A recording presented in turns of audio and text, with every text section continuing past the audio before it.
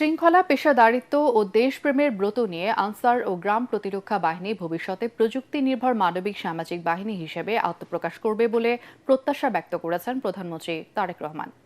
Answer ও গ্রাম প্রতিরক্ষা বাহিনীর ৪৬তম জাতীয় সমাবেশে তিনি বলেন, শৃঙ্খলা ও চেইন অফ কমান্ড বজায় রেখে দায়িত্ব পালন করতে হবে। জনমনে আস্থার সংকট সৃষ্টি হয় এমন কিছু না করতে বাহিনীর সদস্যদের বিশেষভাবে সতর্ক থাকার নির্দেশ দেন প্রধানমন্ত্রী। আরও জানাচ্ছেন কামরুজ্জামান রাজীব।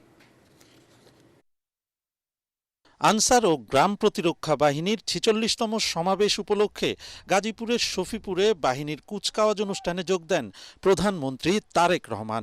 শুরুতেই সরকার প্রধান মহান মুক্তিযুদ্ধে শহীদদের স্মৃতিসৌধে পুষ্পস্তবক অর্পণ করে শ্রদ্ধা নিবেদন করেন। পরে বাহিনীর মৌলিক প্রশিক্ষণ, কুচকাওয়াজ ও দৃষ্টিনন্দন মহড়া উপভোগ করেন প্রধানমন্ত্রী।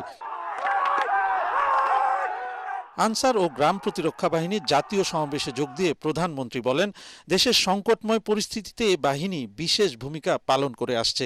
সুনির্দিষ্ট কর্মপরিকল্পনা গ্রহণের মাধ্যমে বাহিনীর কার্যক্রমকে আরো দক্ষ ও গতিশীল করে গড়ে তুলতে হবে। বিভিন্ন সময় দেশের বিভিন্ন পরিস্থিতিতেও আনসার ও গ্রাম প্রতিরক্ষা বাহিনী বিশেষ ভূমিকা পালন করে থাকে।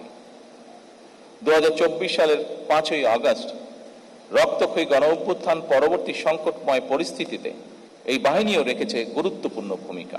সুনির্দিষ্ট কর্মপরিকল্পনা আমি মনে করি এই বাহিনীর ভবিষ্যৎ কার্যক্রমকে আরো দক্ষ এবং গতিশীল করতে গুরুত্বপূর্ণ ভূমিকা পালন করবে। শৃঙ্খলা বজায় রেখে বাহিনীর কার্যক্রম পরিচালনার উপর গুরুত্ব আরোপ করে বাহিনীর উন্নয়নে সরকারের নেয়া পরিকল্পনা তুলে ধরেন প্রধানমন্ত্রী তারেক রহমান।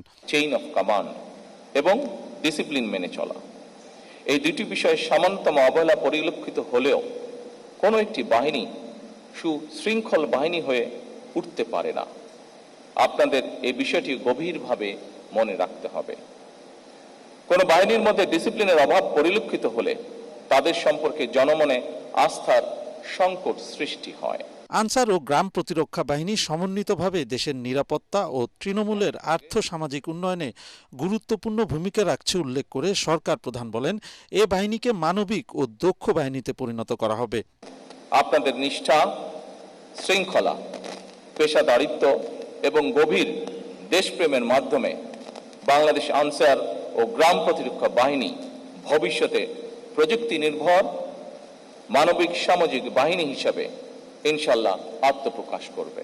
পরে একাডেমিতে বাহিনীর সদস্যদের তাঁত বুনন, মৃৎশিল্প, গবাদি পশুর খামার ও ভাষা প্রশিক্ষণ কেন্দ্র পরিদর্শন করেন প্রধানমন্ত্রী। বাহিনীর সদস্যদের উপস্থাপনায় মনোজ্ঞ সাংস্কৃতিক অনুষ্ঠানও উপভোগ করেন সরকার প্রধান।